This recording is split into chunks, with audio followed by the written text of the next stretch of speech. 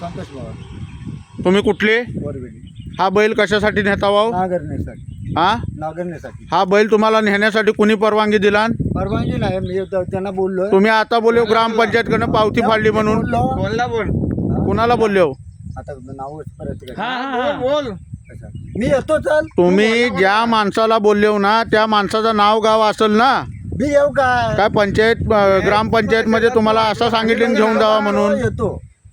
त्याचं नाव सांग, पडला सांग, कोणी सांगितलं तुला तो? हो हो हे बघा बैल मला कापायला हा बैल तळीवरनं बांधून ह्या माणसाने नेलेला आहे. नेताना आम्ही बघितल्यावर जागेवर थांबवला. अशी तळीतनं गुरं गायब होत आहेत. रातोरात गुरं भरतात आणि लंपास होतात गुरं.